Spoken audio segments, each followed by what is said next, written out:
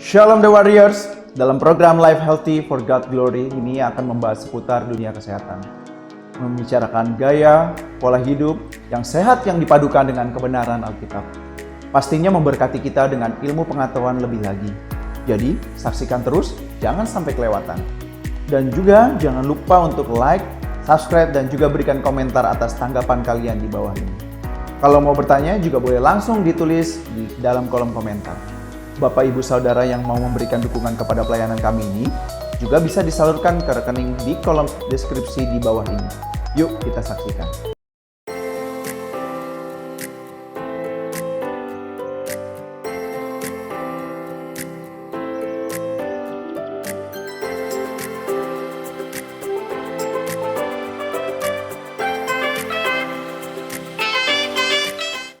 Ya, selamat jumpa kembali. Apa kabarnya ini Pak Jimmy dengan Pak Lesmana? Luar biasa Puji ya. Tuhan Bu, sehat. Amin, amin. Puji Tuhan juga sehat. Akhirnya bisa sampai juga di Kabar bulan baik. Maret 2021. Nggak terasa sebentar lagi kita memasuki untuk Paskah ya. Haleluya. Iya. Kita Udah 1 tahun juga nih Bu di benar-benar Indonesia mengenai COVID ya. Waduh, melewati masa-masa yang luar biasa, di mana kita merasa ada sesuatu ketakutan, ada sesuatu kekhawatiran. Tapi Iya. pengetahuan yang benar ini yang bisa membuat kita juga menjadi kuat ya. Oleh karena itu program ini boleh ada supaya memberkati kita semuanya. Apalagi kita saat ini akan membahas mengenal virus corona lebih dalam gitu ya, yang akan dibawakan oleh pakarnya Bapak Jimmy. Ya, sebelumnya kita bersatu dalam doa dulu sebagai ucapan syukur kita. Terima kasih Tuhan kalau kami masih boleh diberikan kesempatan dan saat ini kami sudah memasuki di bulan ketiga tahun 2021. Kami rasakan penyertaan Tuhan yang begitu sempurna. Walaupun keadaan saat ini Tuhan, khususnya pandemi Corona COVID-19 masih terus bahkan dikatakan mewabah.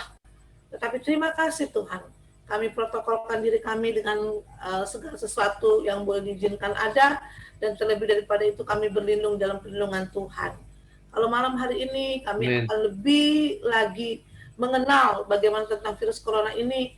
Kami percaya ini hikmat yang daripadamu melalui hambamu Bapak Jimmy. Dan biarlah setiap kami yang mendengar mendapat satu pengetahuan yang baru sehingga kami mengerti untuk bagaimana menyikapi situasi keadaan saat ini yang nyata kami ada dalamnya. Terpujilah Engkau Tuhan, hadir dalam pembicaraan kami karena kami percaya di situ ada kuasa. Haleluya, amin. Ya, Pak Jimmy udah nggak sabar nih mengenal virus corona lebih dalam. Baik Bu, baik saudara-saudara. Mari kita belajar lebih dalam tentang virus corona ini. Oke, hari ini kita akan mendalami tentang virus corona seri kedua. Bisa lihat ya? Ya, bisa Pak. Oke.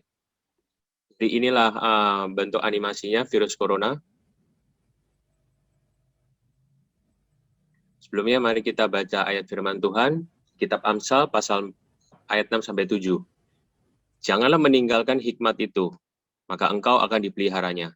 Kasihilah dia, maka engkau akan dijaganya. Permulaan hikmat ialah, peroleh hikmat dan dengan segala yang kau peroleh, perolehlah pengertian. Cukup luar biasa ayat firman Tuhan ini, bahwa selain kita beriman pada Tuhan Yesus, sebagai Tuhan dan Juru Selamat kita juga harus mempunyai hikmat yang datang dari Tuhan. Dari saudara-saudara kita mengenal lebih dalam tentang COVID-19 atau COVID-19. Nah, virus corona atau bahasa Inggrisnya kita sebut Severe Acute Respiratory Syndrome Coronavirus 2 atau disebut SARS-CoV-2. Nah, virus ini sifatnya dia menyerang sistem pernapasan. Ya, kita tahu semuanya ya. Nah, penyakit karena infeksi virus ini kita sebut COVID-19. Nah, Inilah saudara bentuk struktur dari virus corona. Ya, yang paling dalam ini adalah RNA. Nah, yang hijau-hijau ini kita sebut envelope. Yang paling luar ini membran. Ya, nah inilah yang seperti paku-paku ini kita sebut spike, protein spike. Ya, jadi inilah saudara yang membuat penularan itu semakin mudah. Ya. Jadi ini bentuknya.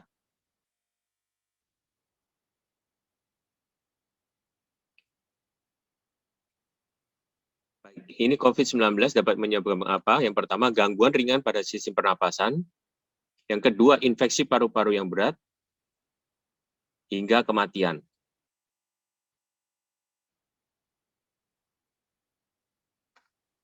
Nah, terus COVID-19 ini bisa menyerang siapa saja, mulai dari bayi, anak-anak, orang dewasa, ibu hamil, dan menyusui.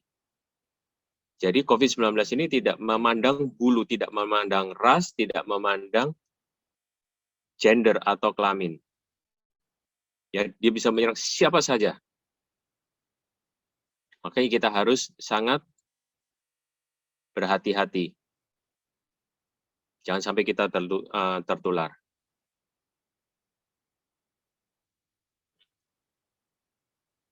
Nah, COVID-19 ini dapat menyebabkan infeksi pernapasan berat seperti infeksi paru-paru atau kita sebut pneumonia.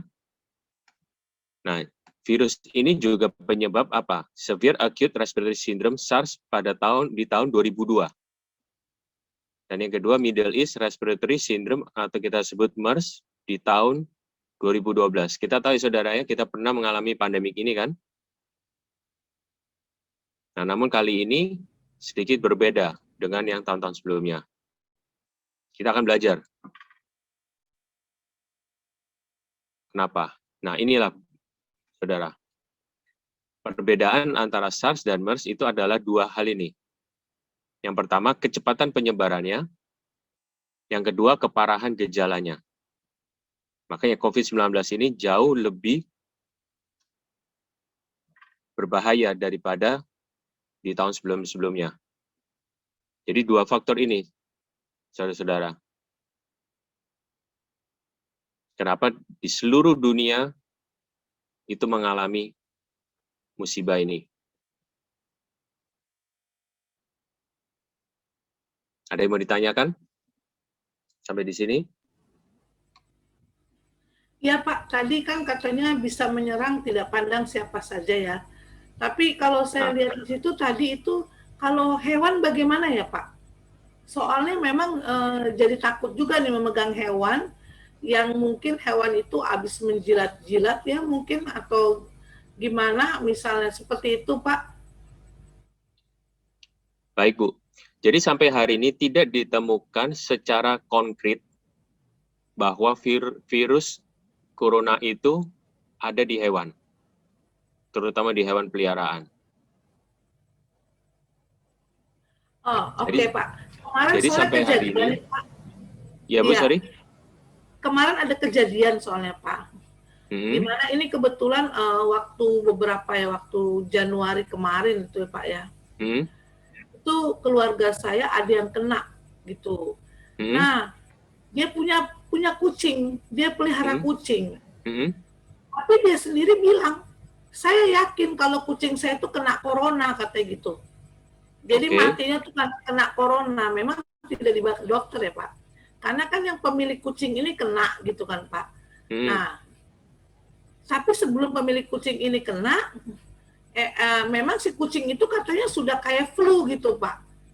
Nah, kebetulan kucingnya ini memang kucing yang dia taruh masuk ke dalam rumah, tetapi kucing ini juga pergi keluar rumah gitu. Jadi kucing ini kucing lepas yang pergi keluar dan masuk tinggal dalam rumah. Kebetulan memang dia disayang banget sehingga ya suka dipegang-pegang gitu-gitu. Memang waktu itu si kucing ini ada perasaan katanya seperti demam gitu Pak. Nah, nggak lama dari situ ya yang punya kucing ini kena Pak, bahkan sampai dirawat. Dia bilang katanya, saya yakin kucing saya itu corona katanya, gitu Pak. Makanya kan harus dibuktikan secara ilmiah, Bu. Kucingnya itu apa benar-benar terserang corona atau tidak. Ya kan? Karena kembali lagi, Iya, penularan itu kan harus kontak dekat dengan si penderita. Nah, sekarang pertanyaannya, kucing ini berkontak dekat dengan siapa sebelumnya? Misalnya nih Pak, dia mungkin menjilat liur daripada orang yang memang OTG atau apa gitu ya Pak. Terus dia pulang ke rumah. Ya gini Bu, sekarang pertanyaannya berapa lama virus itu bisa hidup di luar tubuh? Kan tidak lama. Oke, oke. Ya kan? Kucing itu terlihat seperti kena flu, belum tentu dia corona. Nah, sekarang pertanyaannya, keluarga itu terjangkit siapa yang dia berkontak dekat sebelumnya? Hmm. Paham ya, Bu ya? Boleh Pak Karena sedikit air lagi liur, Pak, mungkin air biar liur lebih di dalam, pas ya Pak. ya Bu? Mungkin boleh tanya ya biar supaya lebih puas, mungkin dari pemirsa juga ada yang mungkin bertanya ini, andai kata misalnya dia baru jilat itu liur orang yang OTG, terus dia pulang ke rumah, terus kita pegang gitu Pak, apakah itu bisa kena gitu loh Pak? Oke, jadi begini, mudahnya begini Bu, kalau misalnya saudara khawatir, kita punya peliharaan kan, misalnya kita bermain dengan hewan peliharaan kita, setelah bermain, cucilah tangan. Kita jangan terlalu berparanoid bahwa dia pasti kena corona. Bisa juga kucing atau hewan peliharaan itu membawa penyakit yang lain. Karena hewan peliharaan bagaimanapun sebersih apapun kita pelihara, pasti dia lebih kotor daripada kita. Kenapa? Karena naturnya. Naturnya dia hewan. Iya. Benar ya, beda dengan kita yang diciptakan oleh Tuhan. Serupa dan segambar seperti Kristus.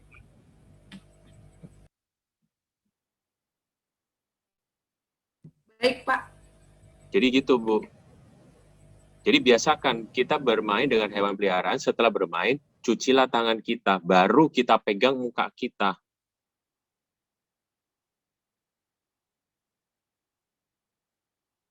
Gitu Bu. Ya, baik Pak. Soalnya saya juga ada kucing nih Pak di rumah saya, kucing Karena liar. kembali lagi Bu, ingat ya, kita terjangkit itu karena kita ada interaksi dengan orang lain. Itu kuncinya. Makanya kenapa protokol kesehatan itu selalu diterapkan.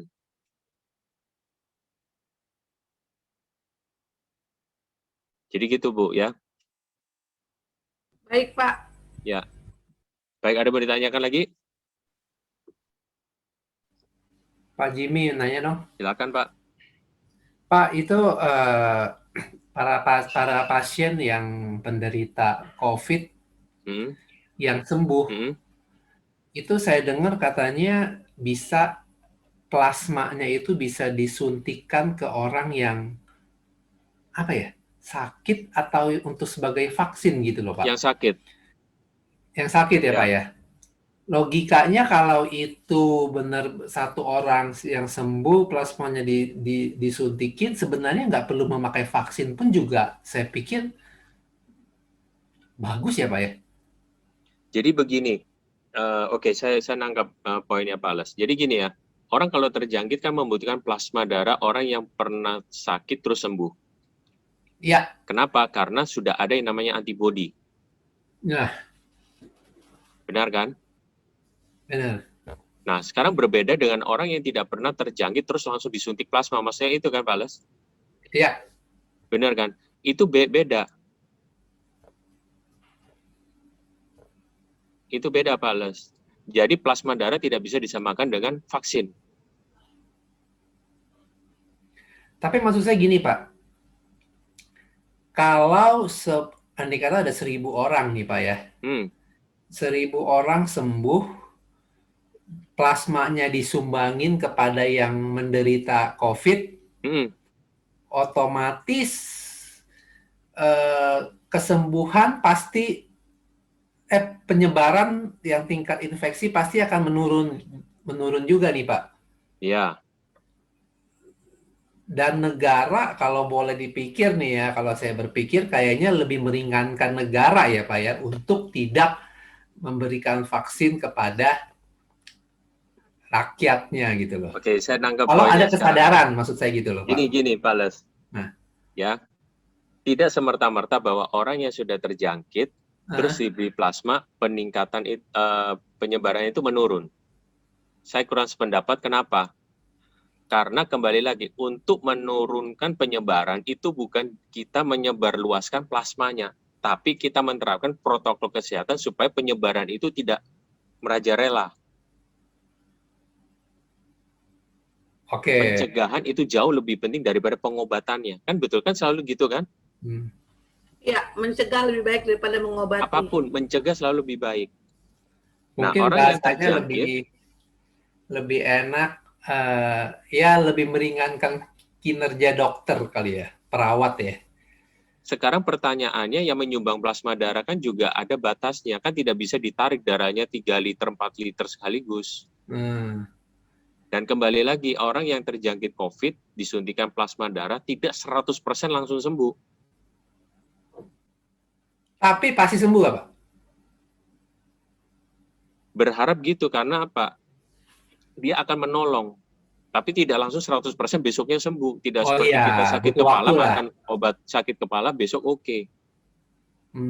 Kalau misalnya dia ada penyakit bawaan, nah itu masalah baru lagi. Ya. Disuntik plasma darah pun juga tidak akan menolong banyak. Karena plasma darah itu hanya membantu, bukan 100% menyembuhkan.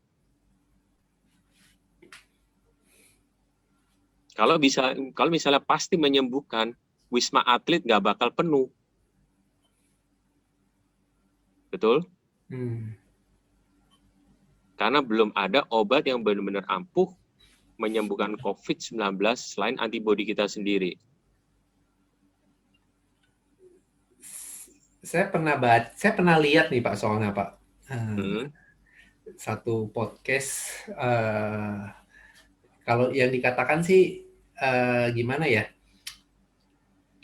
karena kurang, boleh dikatakan yang saya dengar nih dari podcast ini, boleh dikatakan itu memang rakyat Indonesia kalau untuk giving, untuk ngamal, untuk memberikan, menyumbang ke yatim, ke macam-macam, itu dia nomor masuk ke peringkat 10 dari dunia lah. Betul. Ya kan? Tapi kalau untuk kayak seperti plasma darah, riset membuktikan yang sembuh, ya udah gua nggak mau kasih plasma darahnya gitu loh Pak. Karena dia takut Pak Les, takut apa, terjangkit waktu mengadakan penyumbangan itu.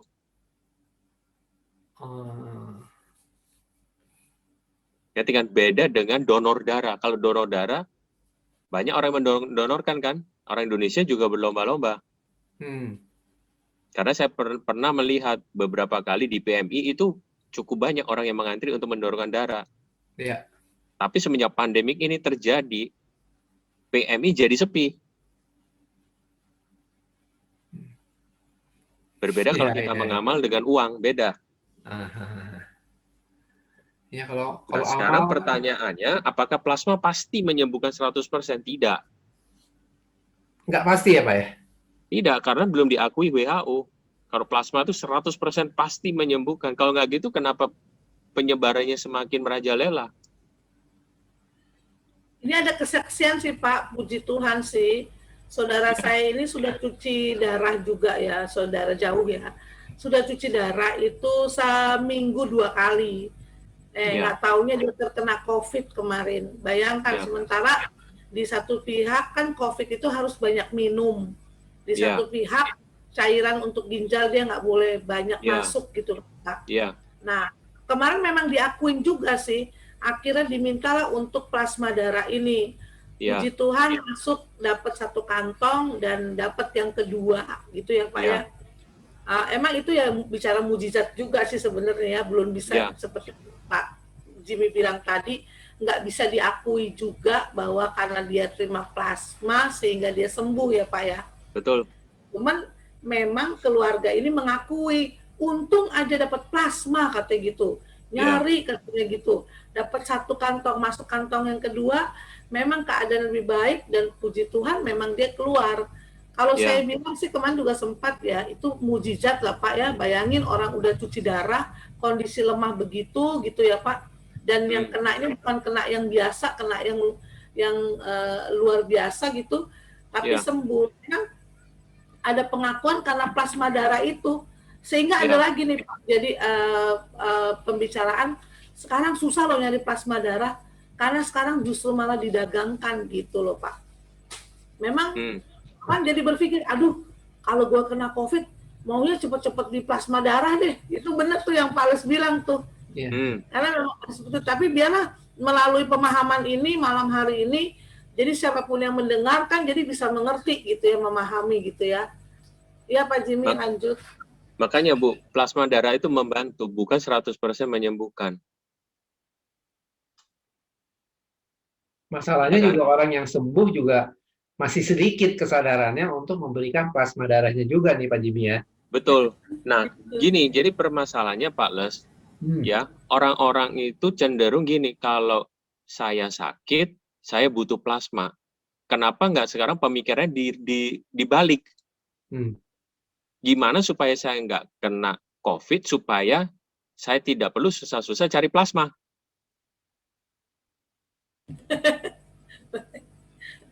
Ya kan begitu kan? Kenapa harus sengsara dulu? Kenapa harus menderita dulu? Kan kita belajar dari pengalaman orang lain, bukan kita mengalami diri sendiri untuk belajar pengalaman itu kan? Harus kena dulu kan? Tapi sampai sekarang masih banyak loh orang sakti loh Pak. Seperti? Bener, masih ngomong begini, lu percaya banget sama COVID tuh nggak ada katanya. Wah, saya bilang, ngaco aja kamu yang terkapar udah begini. Masih ada Pak, masih banyak orang yang bilang katanya COVID itu nggak ada. Padahal jelas-jelasnya yang terpapar sudah banyak. Itulah yang membuat kesadaran itu nggak ada. Gitu loh Pak.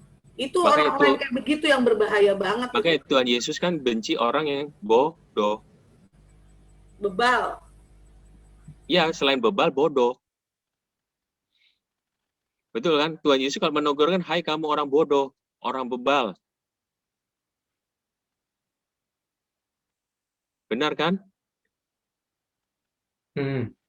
Sudah tahu ada bahaya, tetap dibilang nggak ada. Cobai Tuhan gitu. Pastinya. Sudah jelas banyak korban di mana-mana, masih bilang nggak ada. Betul kan? Kalau sudah menderita, baru dia menyesal. Oh iya ya, baru tahu dia ada ya rupanya ya. Kan gitu. Ya Pak Jim, boleh lanjut. Lanjut Pak.